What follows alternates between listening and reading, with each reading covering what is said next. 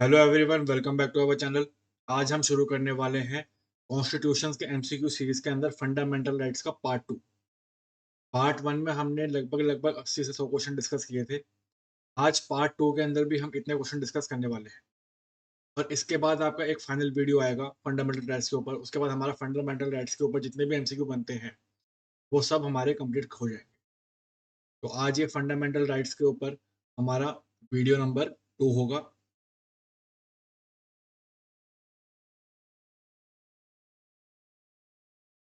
ये होगा हमारा वीडियो नंबर 2।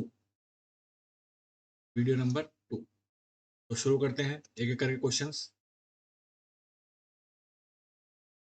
क्वेश्चन कहता है हमारा, fundamental rights are contained in which part of the constitution of India. भारतीय संविधान के किस पार्ट के तहत फंडामेंटल राइट्स को डिस्कस किया गया है? तो कौन सा पार्ट होगा? Part number 3, option number 2। Next question. Question कहता है हमारा, the definition of state under article 12 of the constitution of India applies to. भारतीय संविधान के अनुच्छेद 12 के अंतर्गत जो डेफिनेशन दे रखी है स्टेट की, राज्य की, वो कौन से पार्ट के ऊपर एप्लीकेबल होगी? तो वो एप्लीकेबल होगी पार्ट 3 एंड पार्ट 4 दोनों के ऊपर, ऑप्शन नंबर 1।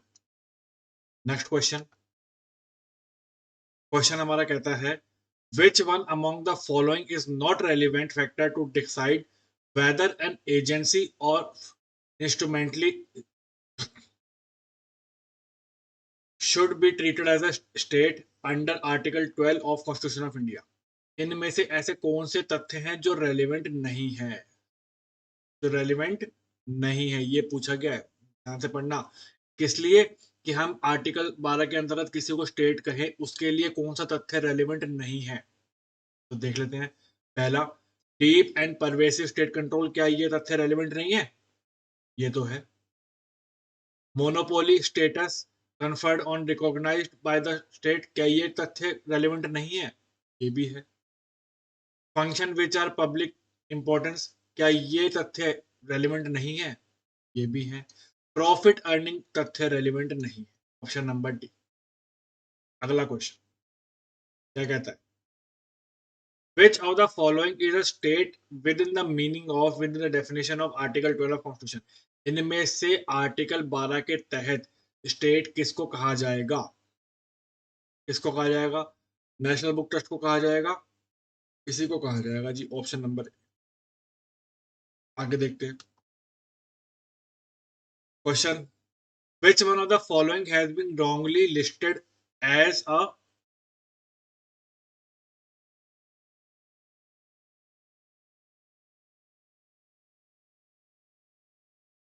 क्वेश्चन क्या कह रहा है?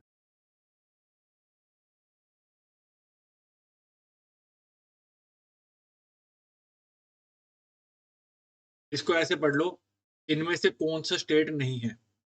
ये क्वेश्चन यहां से आएगा, ये क्वेश्चन यहां से है।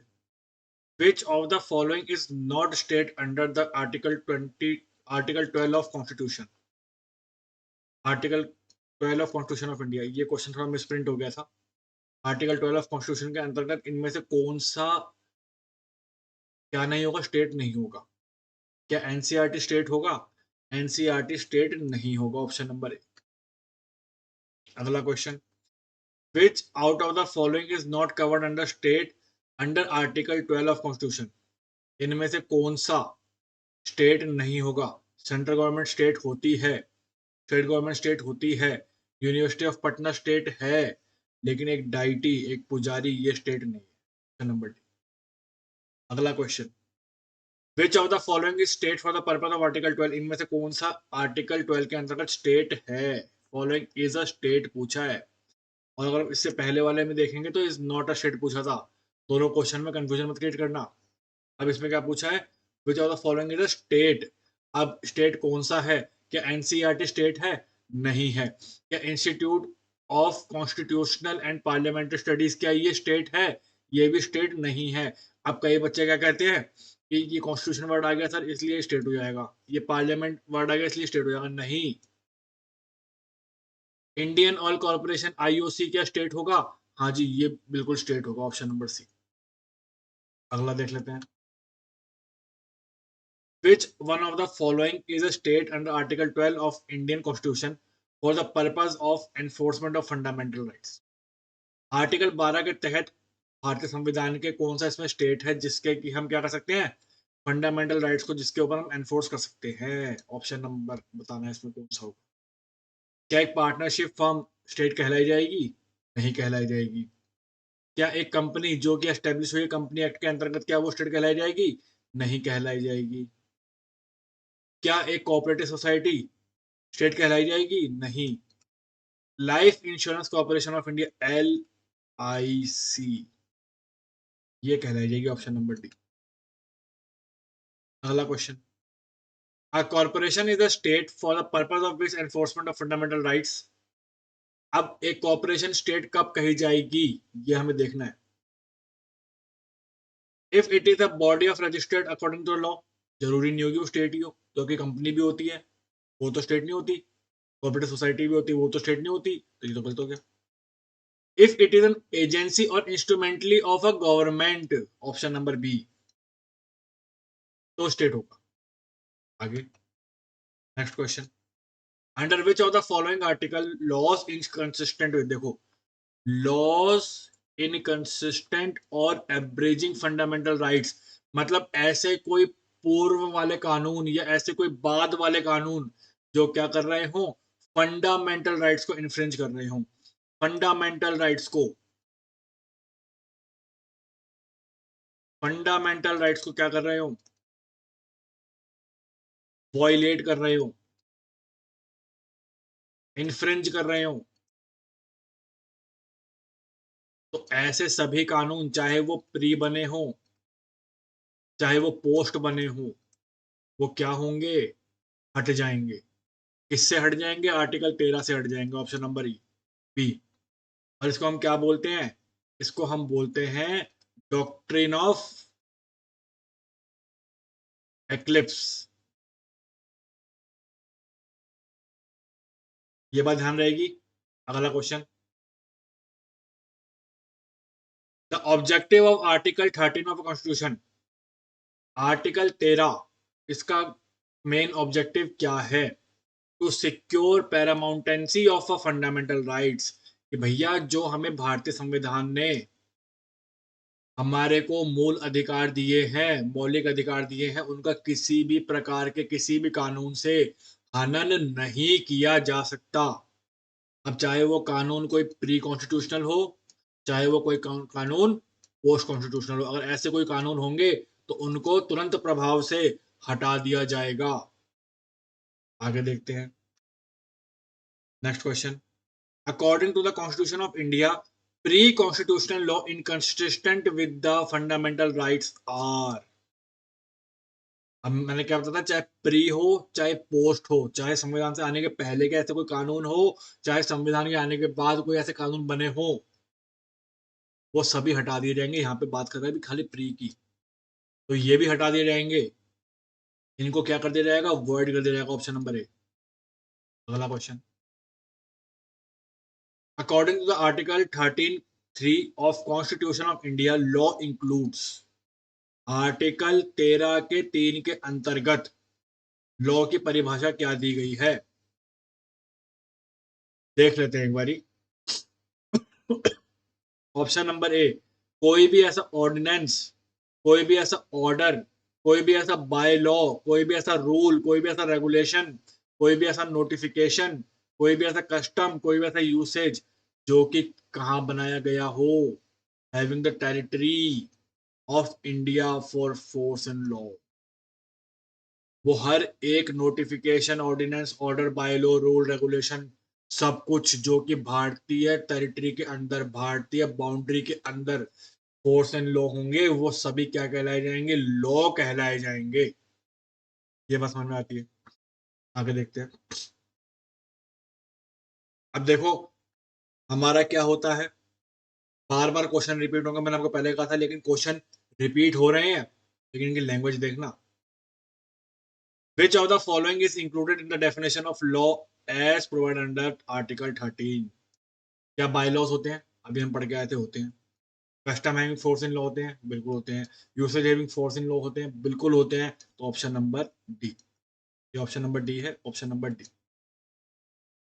आगे, the term law in force under article 13 clause 3 means. अभी हम पढ़ के थे, देखो क्वेश्चन रिपीट जरूर हो रहा है लेकिन लैंग्वेज देखना इसकी। अब स्टैचुरी लॉ होगा, बिल्कुल होगा।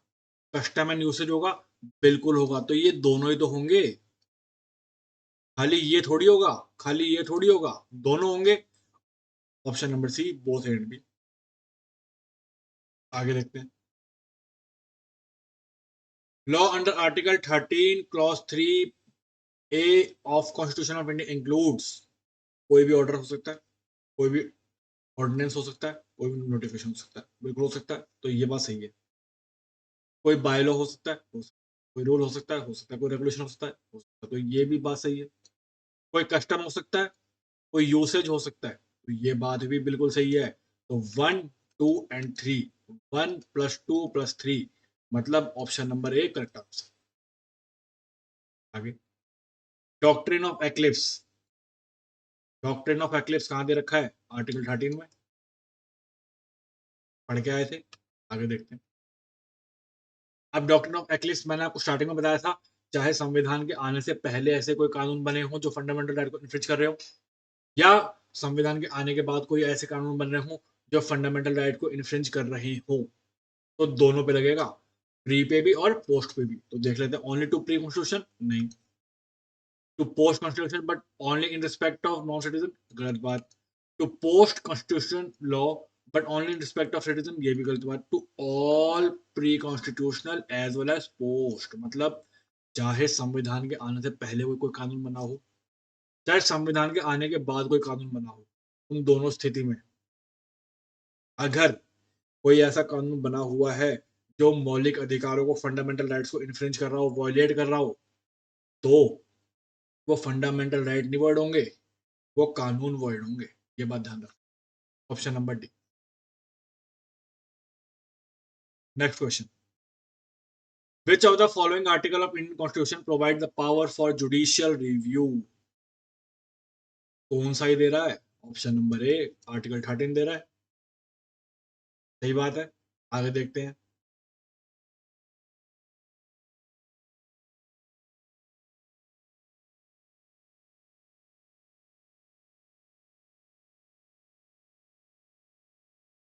अब जुडिशियल रिव्यू हम क्या पढ़ के आए थे? कौन सा आर्टिकल दे रहा है? आर्टिकल 13 दे रहा है।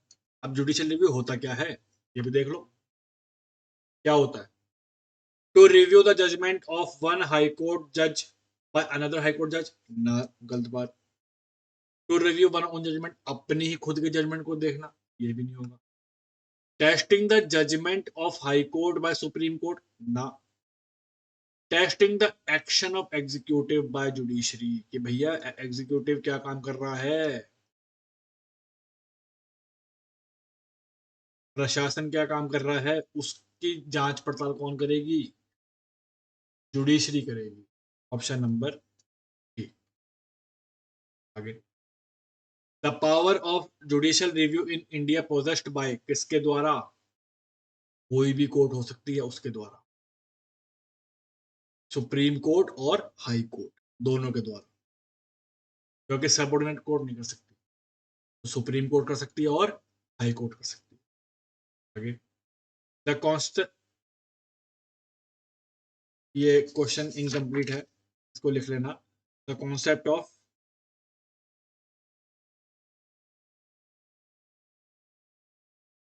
Of judicial review, judicial. अब ये जुडिशियल रिव्यू का कॉन्सेप्ट भारतीय संविधान में कैसे लाया गया, किससे प्रेरित है? तो ये प्रेरित है बच्चों, तो ये कॉन्सेप्ट हमारा प्रेरित किससे है? यूएस से, United States of America. Option number B. अगला question, equality before law fundamental rights enriched by which article. Equality before law की बात कर रहा है, आर्टिकल 14 से 18। Option number B. अगला question, which is a true and correct regard the article 14 of constitution of India. Article 14 of constitution of India के संबंध में कौन सी चीज इसमें सही है? कौन सी चीज सही है? कौन सी स्टेटमेंट सही है? इट फॉरबिड क्लास लेजिस्लेशन, बिल्कुल सही बात है। अलाउ क्लास क्लासिफिकेशन, बिल्कुल सही बात है, लेकिन कौन सी? Reasonable, reasonable. तो ऑप्शन होगा बोथ ए एंड बी। अगला क्वेश्चन, क्वेश्चन कहता है हमारा discrimination by law in marriageable age of boy 21 year and girl 18 year. अब ये क्वेश्चन चेंज होने वाला है क्योंकि गवर्नमेंट ने 21 साल करने का सुझाव दिया है। इसको हम बाद में देखेंगे, इसको अभी पेंडिंग में छोड़ते हैं क्योंकि अब इस गर्ल्स की एज भी गवर्नमेंट क्या करने वाली है? 21 साल करने वाली। तो इसको अभी हम बाद में देखेंगे। 35, article 14 of constitution of India does not prohibit. Article 14 क्या प्रोहिबिट नहीं करता? रीजनेबल क्लासिफिकेशन प्रोहिबिट नहीं करता। देखो क्या पूछे, क्या प्रोहिबिट नहीं करता? परमिट नहीं बोला, प्रोहिबिट बोला है। परमिट समझ, वो समझ जाना इसको, प्रोहिबिट समझना। तो रीजनेबल क्लासिफिकेशन तो अलाउ करता है, वो प्रोहिबिट थोड़ी करता है। लेकिन क्लास लेजिस्लेशन तो प्रोहिबिट करता है। स्पेशल ट्रीटमेंट ऑफ इंडिविजुअल भी प्रोहिबिट करता है। Treatment of unequal at equal footing भी करता है, प्रोहिबिट करता है। तो ऑप्शन नंबर डी।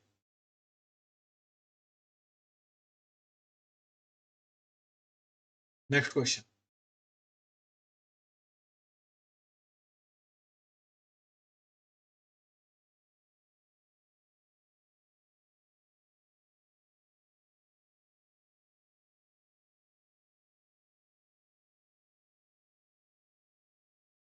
क्या कहता है क्वेश्चन?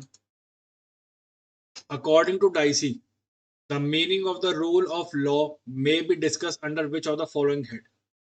डाइसी के अनुसार रूल ऑफ लॉ का जो मीनिंग है किसके अंतर्गत निकाला जाएगा? किसके अंदर निकाला जाएगा? इक्वलिटी बिफोर लॉ, 14 से 18। आगे देखते हैं। The equal protection of law in article 14 has been taken from. कहां से लिया गया है कॉन्सेप्ट? कहां से लिया गया है? अमेरिकन कॉन्स्टिट्यूशन से, ऑप्शन नंबर बी। आगे देखते हैं। क्वेश्चन कहता है हमारा which of the following fundamental rights is available to both citizen and non citizen. भारतीय नागरिक को और गैर भारतीय नागरिक को कौन सा फंडामेंटल राइट हमें दिया गया है? तो क्या दिया गया है? Right to equality before law, option number B. ये दोनों को मिलता है। आगे देखते हैं।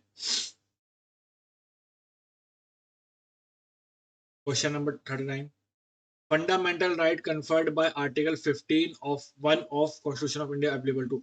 अब देखो आर्टिकल 15 की बात कर रहा है। आर्टिकल 15 के अंतर्गत आने वाले जो फंडामेंटल राइट्स हैं वो केवल और केवल और केवल भारतीय नागरिक को मिलेंगे, any citizen.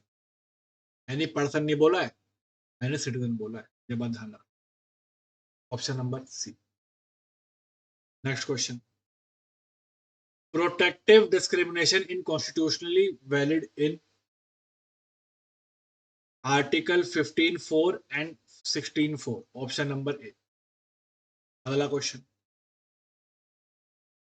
Article 15 of constitution does not permit. क्या बोला है? डज नॉट परमिट बोला है।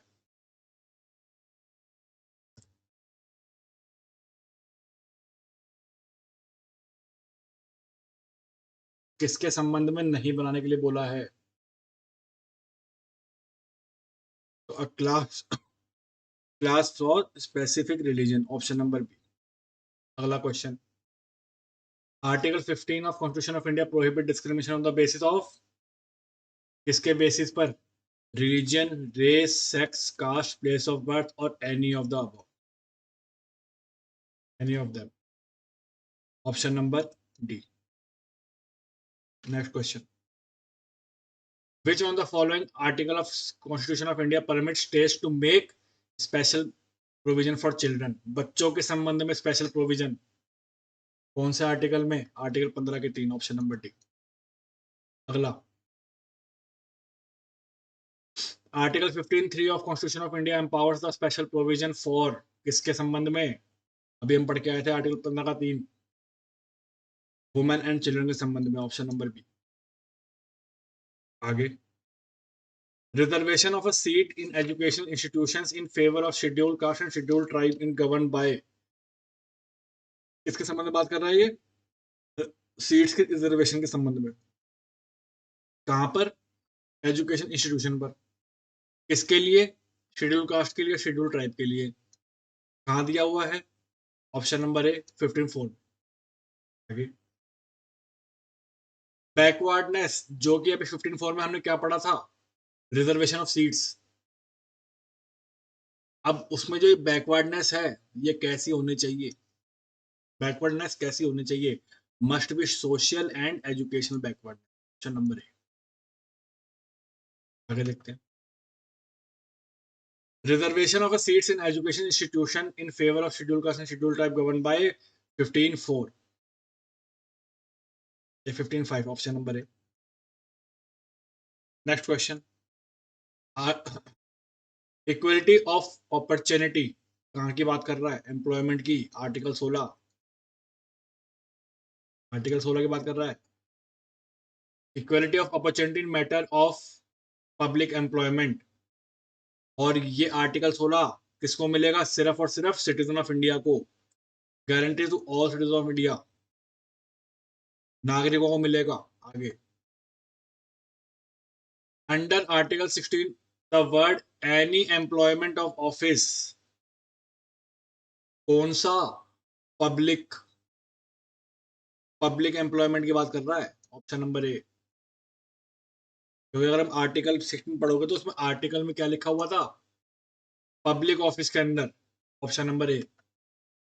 Next question, right of equality of opportunity in matter of public employment under constitution right, कहां पर? आर्टिकल 16 में। अगला question, the right to equality prevents the state from, किससे प्रिवेंट करेगा? Making any provision for children and women, ये तो 15 की बात करता है, गलत बात। Making reservation for physically handicapped persons, गलत बात। Making special provision for the advancement of socially and educationally backward class of citizen, गलत बात। Giving reservation in public employment to scheduled tribe irrespective of any consideration efficiency of administration, option number D. अगला question,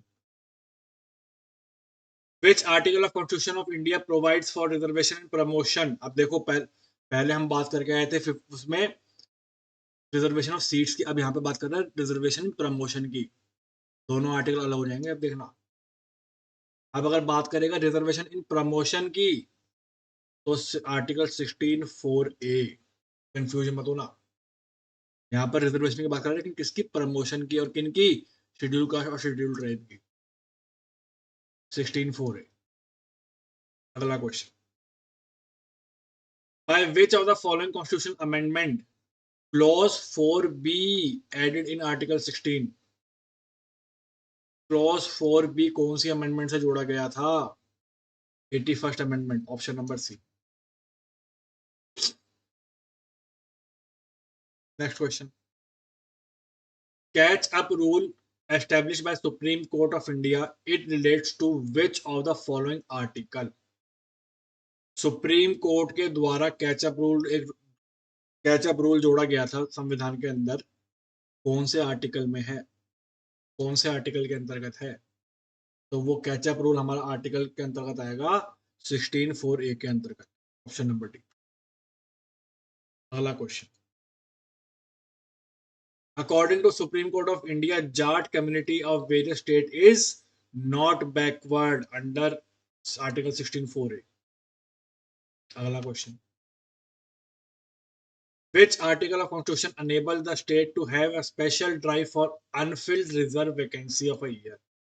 मान लो कभी कोई vacancy नहीं वो fulfil कर पाते, तो उसके लिए कहां पर दे रखे हैं प्रोविजंस? उसके लिए दे रखे हैं हमें 16(4)(b) के अंदर। आगे, the provision to fill backlog vacancy, जो छूट जाती है, जो नहीं भर पाते वो vacancy, was inserted in article 16 by which of the following? अभी हम पढ़ के आए थे 81st, क्या था? 16(4)(b). आगे देखते हैं।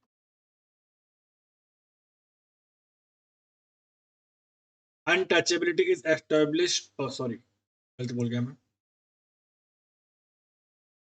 Untouchability is abolished and its practice is any form is forbidden under Article 17. Option number C. Practicing untouchability कहाँ पर है? आर्टिकल 17 के अंदर दे रखा प्रोविजन इसका। तो क्या है? एक ऑफेंस भी है और वायलेशन ऑफ कॉन्स्टिट्यूशन लॉ भी है। Option number C. आगे देखते हैं। Article 17 of constitution of India deals with abolition of untouchability. अगला question, an unlawful compulsory labor is deemed to be practice of untouchability when any person compels other person to do scarvening, remove any above, sweeping, सारे option. Option number D. अगला question, which of the following is prohibited without the consent of the president of India according to the article 18? Article 18 में हम क्या बात करते हैं? Title की। Title की बात करते हैं। तो कन्फर्मेंट ऑफ टाइटल हो सकता है, हो सकता है। Accepting any title from foreign state हो सकता है, हो सकता है। Accepting any gift or office of any kind, ये भी हो सकता है। Option number D. अगला question, a uh citizen of India who holds any office of profit or the state can not accept any title from foreign. सही बात है। इस क्वेश्चन आगे यह है, without the consent of, without the consent of, किसकी consent लेनी पड़ेगी? राष्ट्रपति की लेनी पड़ेगी। Option number A. आगे देखते हैं।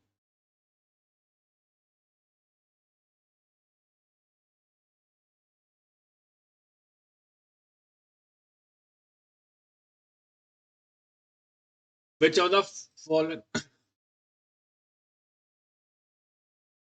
क्वेश्चन कहता है which article of constitution provide the right of freedom of speech and expression? Article 19।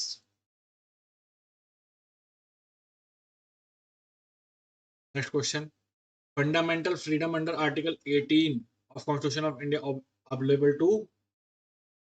18 में किसकी बात कर रहे हैं? सॉरी 18 नहीं है, ये 19 है। फ्रीडम ऑफ स्पीच सिर्फ किसको दे रखी है? सिटीजन ऑफ इंडिया को। अगला question, 6 freedom are under article of constitution are, जो हमें 6 फ्रीडम दे रखी हैं वो क्या है? एब्सोल्यूट भी है, लेकिन एब्सोल्यूट तो है, लेकिन उसके साथ पाबंदियां भी हैं। तो सैक्रोसेंट भी हैं और सब्जेक्ट टू रीजनेबल रिस्ट्रिक्शन भी है। Option number D. The number of categories freedom granted under article is, 6 तरीके की दे रखी है। अगला question, which fundamental right available to citizen only? Freedom of expression वाली बात। अगला question, which of the following is not a fundamental right guaranteed under article 19? Expression है, फ्रीडम ऑफ एक्सप्रेशन है, फ्रीडम टू फॉर्म एसोसिएशन है, freedom to reside and settle है, freedom to self determination नहीं है। Option number D. अगला question, Which of the following article of Constitution of India relates to liberty of press? Article 19, freedom of expression और speech वाली बात थी। आगे देखते हैं।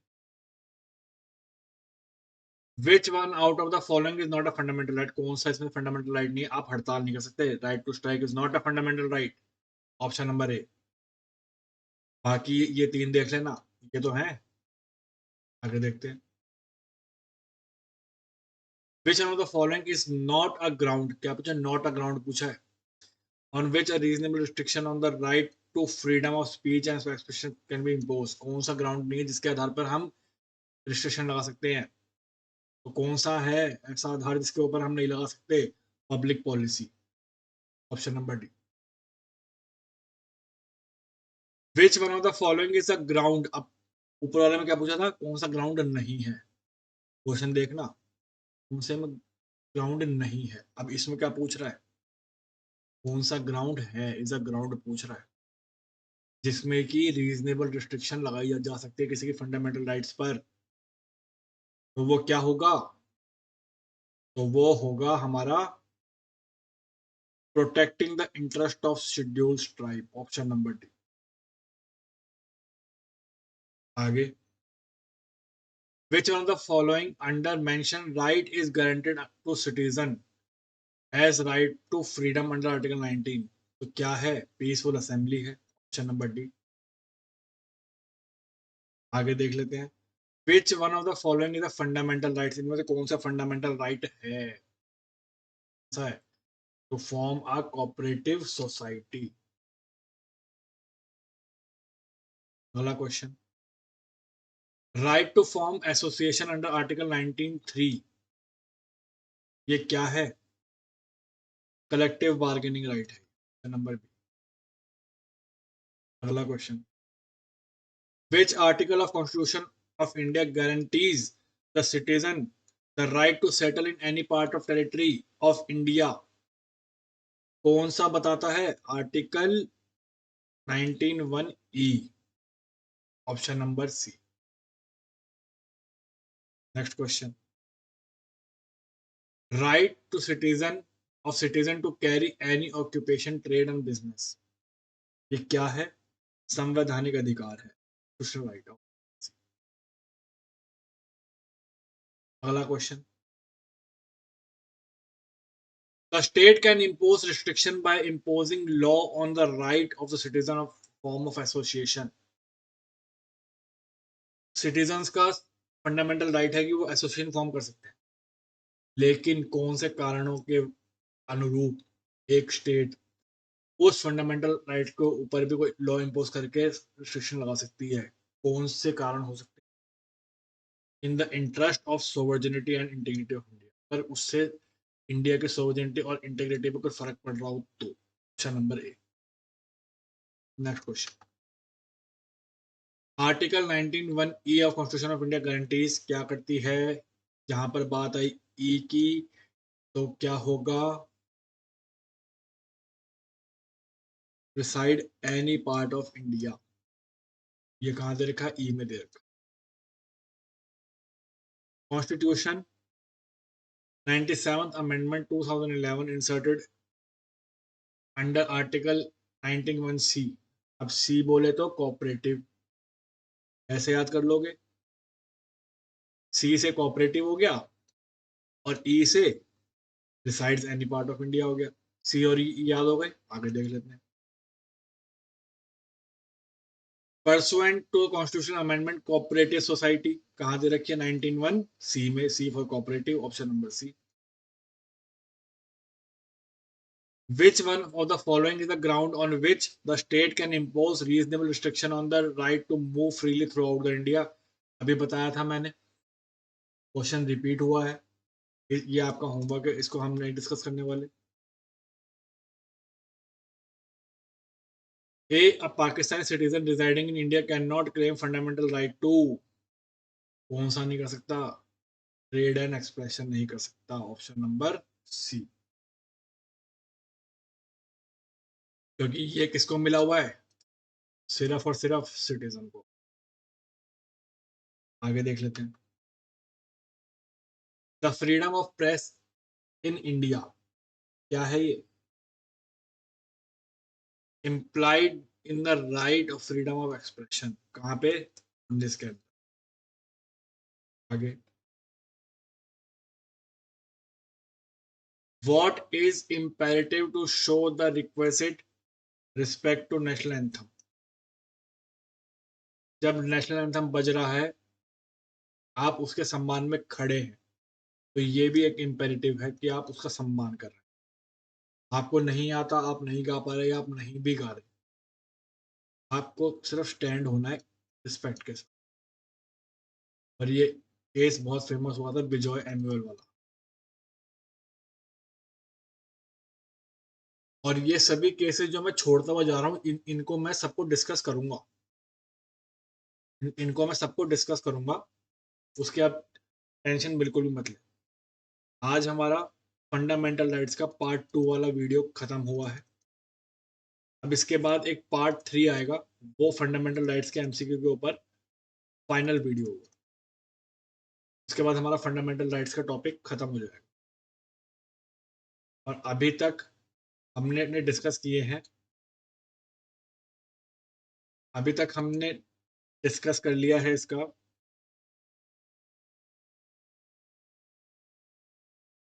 अभी तक अगर हम बात करें तो हमने डिस्कस कर लिया है इंट्रोडक्शन वाले एमसीक्यूज,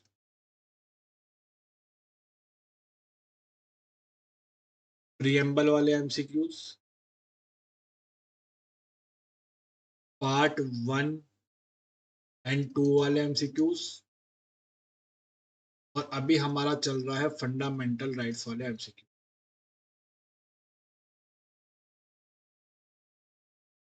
इसके भी हमने पार्ट 1 और पार्ट 2 कर दिया है, और एक लास्ट बची है पार्ट 3 वाली वीडियो, वो भी नेक्स्ट वीडियो आपकी इसी की आ जाएगी। आई होप आपको ये फ्लो अच्छा लग रहा होगा, मेरा पढ़ाया हुआ आपको समझ में आ रहा होगा। अगर आपको ये मैथड समझ में आता है, अच्छा लगता है, तो आपको प्लीज़ लाइक करें, शेयर करें, सब्सक्राइब करें। नहीं आता है तो आप मेरे को कमेंट करके बताएं कि आपको क्या चीज़ समझ में नहीं आ रही है, या मेरा तरीका सही है या गलत है। आप डिसलाइक भी कर सकते हैं। तो मिलते हैं अगली वीडियो के साथ, तब तक के लिए thank you very much, goodbye and take care.